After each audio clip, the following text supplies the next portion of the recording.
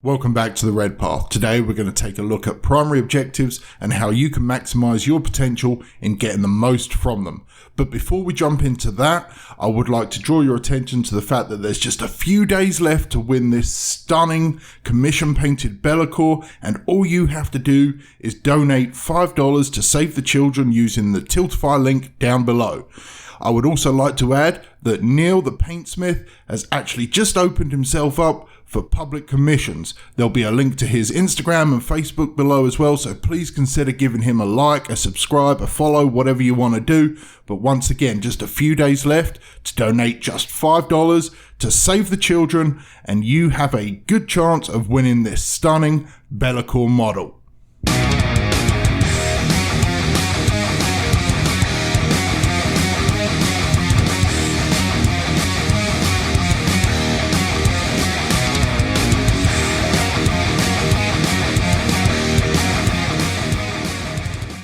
So there's actually quite a lot of information out there on secondary objectives that is, on how to pick them, how to score them, the best ones to build for your particular list style, all that kind of information. But there's a surprising lack of information on how to up your primary game. So I don't want to come at this as though I'm some kind of expert or, top tier player. I play competitively and I do okay, but I want you to just use this as a vehicle to spur your own imagination and think about things maybe a little bit differently. The video is going to be split up into about 3 sections. There'll be timestamps below, but basically we're going to start off with just going over the basics of what primaries are and how to score them and what they mean. So if you're a more intermediate or advanced player, you can go ahead and skip forward. The second part is going to be looking at the different mission types and how we can separate them up and approach them from different angles. And lastly, I'm going to go over some strategic tips, just some ideas, something to get the brain juices flowing, just to help guide you in how you can approach games going forwards. So starting with the basics, we're going to look at the actual physical attributes of a primary objective. These are typically a 40mm base or token or coin or something like that placed in a pre-designated spot on the map, defined by the mission parameters, and you are said to be controlling that objective if you are within 3 inches horizontally or up to 5 inches vertically from it. Now, objectives are scored in each round, not including the first round, at least in the mission rules we have so far. So from round 2 through round 5, you score points depending on how many primary objectives you actually control. So from rounds 2 through 5, you score points based on the number you control. Now there's 2 types of mission. There's take and hold and domination, and we're actually going to go into those in a bit more depth shortly.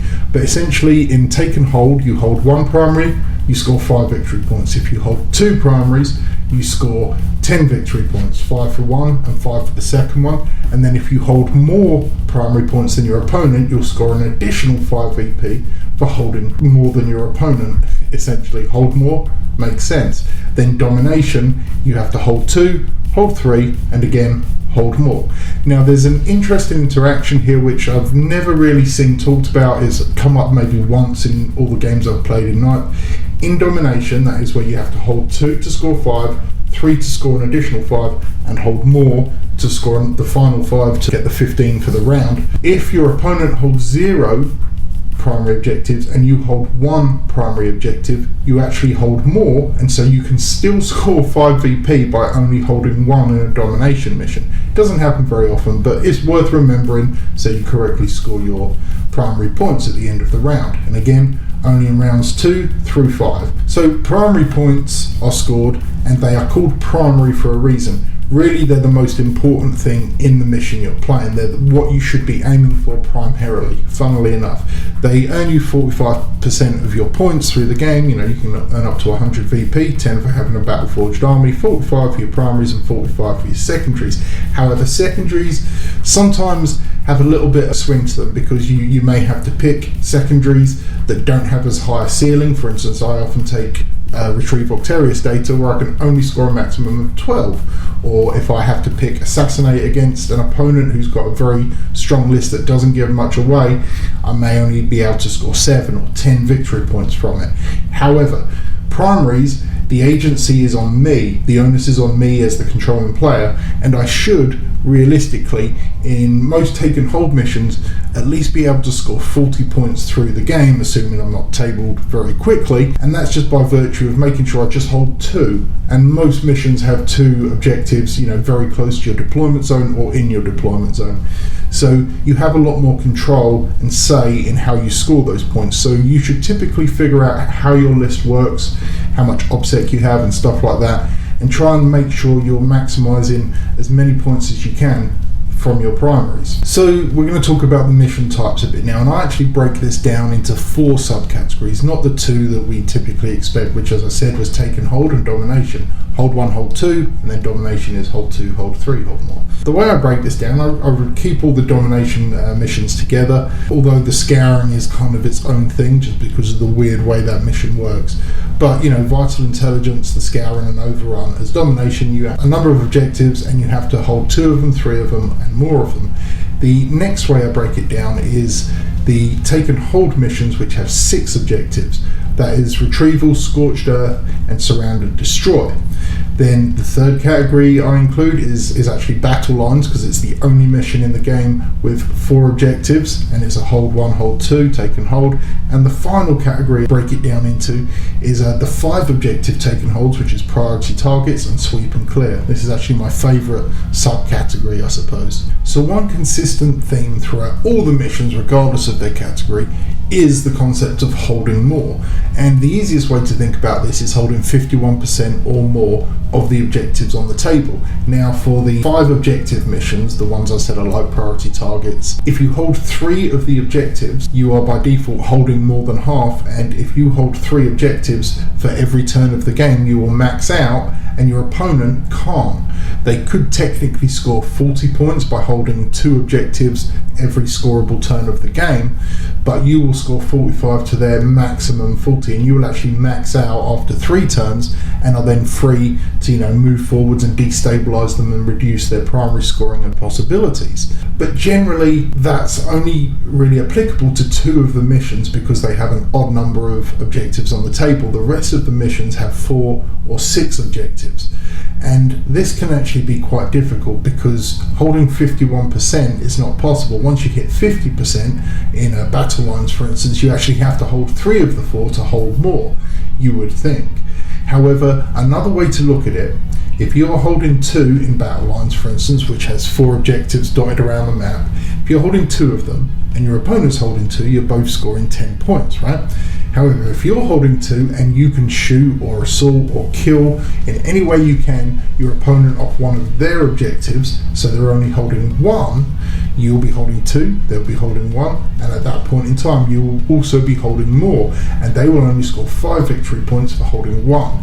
So whilst the 51% rule is really useful in the odd numbered objective missions, if it's an even number, whether 4 or 6, hold half of them. And if your army is not generally great at moving forwards or assaulting, shoot them off of one of their objectives. Shoot them off 2 of them if you can. Another thing to think about is your army composition and how it will play the primary missions or the primary objectives in any of the missions you may be facing. If you're going to a tournament, it's always great when you're told up front what the missions will be. This can actually guide your list building. For instance, in any of the missions that have 6 objectives, let's take vital intelligence for example.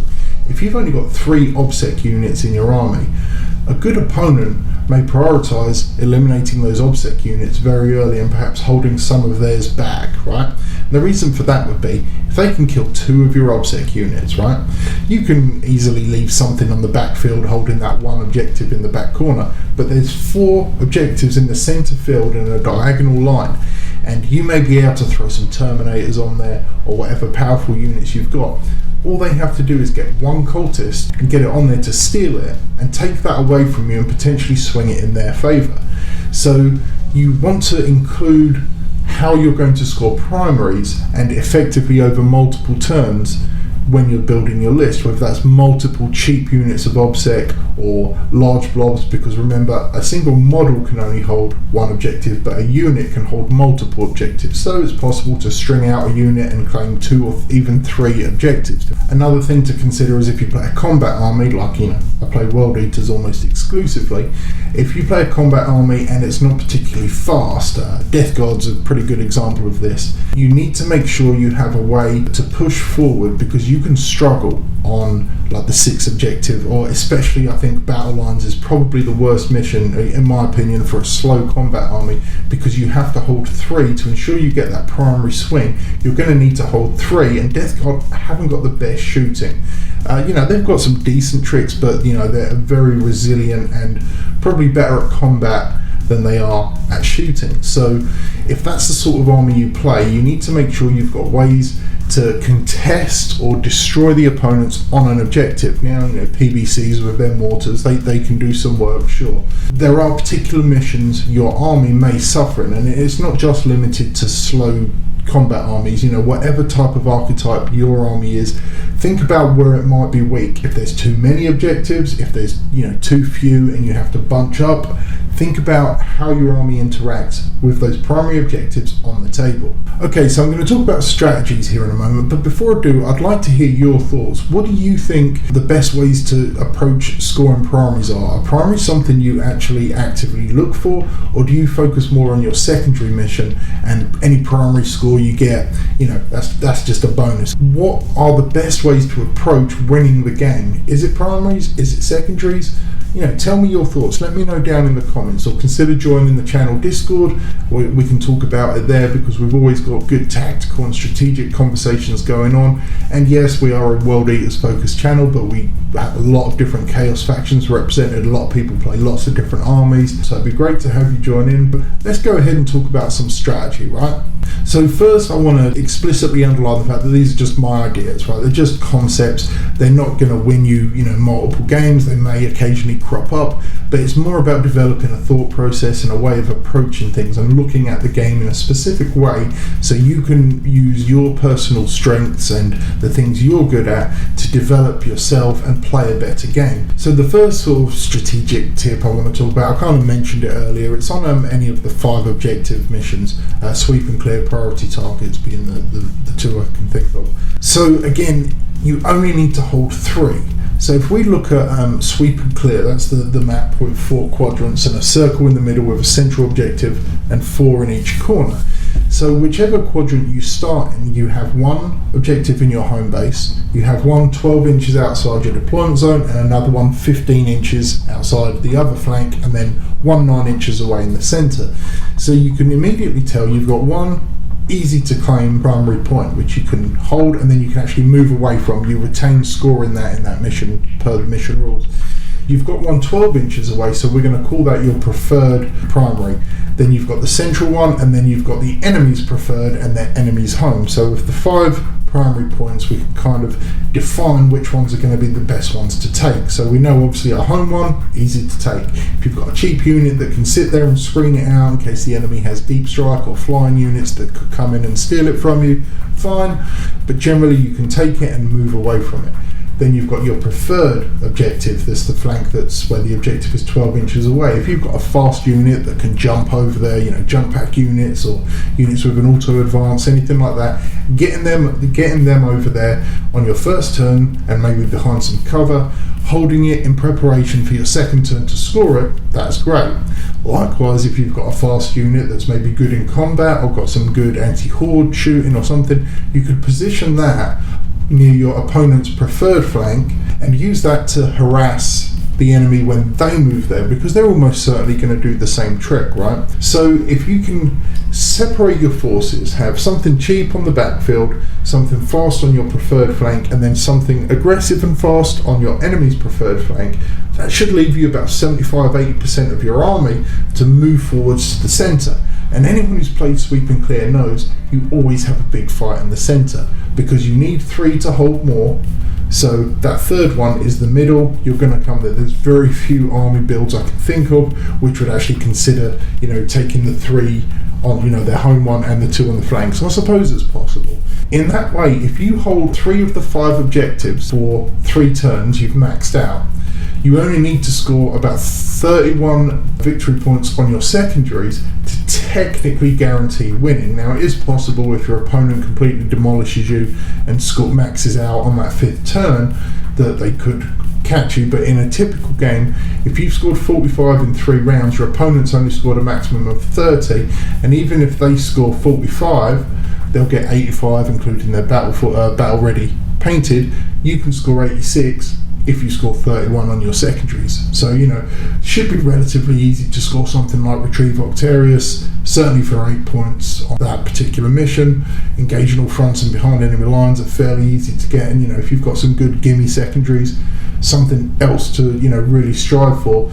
But you don't have to worry too much. You can actually spend more energy in pushing your opponent back and reducing their primary score by harassing them and just keeping them pushed back in their quarter so they don't establish board presence. And the second thing, again, this is something I kind of briefly mentioned earlier, but is if there's an even amount of objectives on the table, whether it's 4 or 6, generally you're going to have 1 or 2 and perhaps even 3 very easy to control near your deployment zone. But if you've got an even amount of objectives on the table, as I mentioned earlier, what you can do is hold your half, hold your 50%, whether that's 2 or 3 of the total, and position your shooting units, your ranged aggression, or your fast units if you're very combat orientated, in such a position when you deploy them so they have a line of sight or an easy travel path to the most vulnerable objective on your opponent's side of the field. Typically, especially if you're playing ITC games where they use particular setups for terrain, there will normally be an objective on both starting sides that's more vulnerable, doesn't have the best cover, or it's just in front of a ruin or something like that. If you can position your shooting units to have a firing lane and make it even more vulnerable by just keep whittling down enemy units, you can hold your 3 and make your opponent have to constantly churn through units to hope to hold their 3, right? And if you can kill the unit on an objective during your turn, on their turn they won't hold it, and therefore they will only score the 5 points for holding 2 if it's a 6 objective mission. So you can actually play very defensively and make them do the work, because there's no real reason to be in the middle of some missions because there's no objectives there. If you've got 3 on your side and 3 on their side, hold yours, let them come forwards and keep harassing one of their objectives, and they'll have to keep sending reinforcements there. And if they come to you, an army, well, I play World Eaters obviously, and I've got some decent shooting in there, I don't mind if the opponent comes for me. Now, I don't think you should always concede the board entirely. I do make plays to slow my opponent down, roadblocking them with cultists, for instance. But just keeping your army together, and that way, if they fail some charges, you just eat whatever they throw at you. Or you can counter assault, your berserkers jumping out of a transport, or your deep striking units can come in behind and just pull them apart. Just maintaining your core army together in a strong battle line, making sure you're using all your reroll auras and prayers and all the things that can make you stronger. Just having that all together, nicely consolidated, and continually pressuring a very focused point of your enemy's line. It's a sound military tactic, quite frankly. So in summary, if there's an odd number of objectives on the table, hold 51% of them.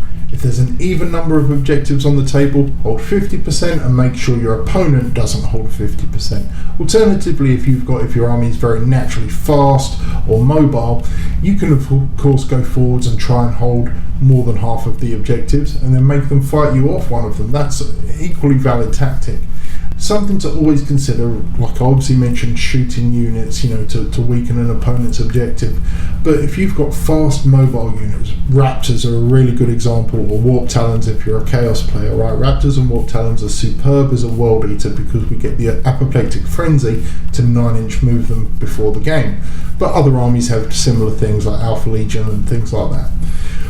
Use these units to harass and destroy your opponent's ability to maintain cohesion on an objective. Use them to harry them. Get out there, locking them down, getting them in combat, even like consolidating extra and move blocking them away from their objectives, so they would have to meet you in combat, which, you know, doesn't always go the way your opponent wants it to go. So there's lots of little things you need to do. You need to make sure your army is built in such a way that it can control enough objectives, that it can contest objectives, that you can put something fairly resilient and tough on an objective. A trick I've used several times is a squad of cultists and a rhino. Doesn't seem very game breaking, does it? But you throw that rhino on an objective, your opponent has a frustrating choice to make, because okay, they want to take you off the objective, but once they kill that rhino, which is just a complete bullet sponge, it's fairly cheap and you don't care if it dies, well then an OBSEC unit just falls right out. Sure, you'll lose 2 to the explosion or something like that, but it doesn't matter, they're just cultists. So if they're pushing their own infantry up towards it and then they kill the rhino, well, they've just given you the objective for free. So there's lots of little things you need to think about in how you can control a primary objective with your particular army, whether it's Chaos Space Marines or anything else. There's things we need to think about to just up our own game. Okay, so that's the end of this video. Hopefully there's been a little bit of information in here which, you know, has helped you out a little bit. Basically, the primary is called the primary for a reason. It's the way we win a particular game of 40k. In most cases, secondaries are there as ancillary actions, as things that bump up our points and help us break over the watermark. But we need to focus on the primaries, and, you know, as a World Eaters player, we have some really great tools to be able to do that. And I know the majority of people watching this will also be World Eaters players. You know, Berserkers are such a great unit for this. Flipping primaries in your opponent's turn is probably their most amazing, you know, aspect, quite frankly. But yeah, anyway, okay, I'm going to wrap this one up. Thanks for watching, and, you know, as I said before, please let me know in the comments how you particularly play the primary game. What tips and tricks have you got? Do consider joining our Discord. Great group of people. We have a real good laugh, loads of good memes, loads of good tactics, loads of sort of competitive insight, fluffy stuff, painting, hobby tips, all that stuff. And if you really enjoy the content on the channel, we have a Patreon as well. We've also got merchandise if you'd like to support us, but, you know, anything will do. Thumbs up would be appreciated, but again, if you didn't like it, thumbs down. I don't mind. But until next time, folks, stay healthy, stay safe, and kill main burn.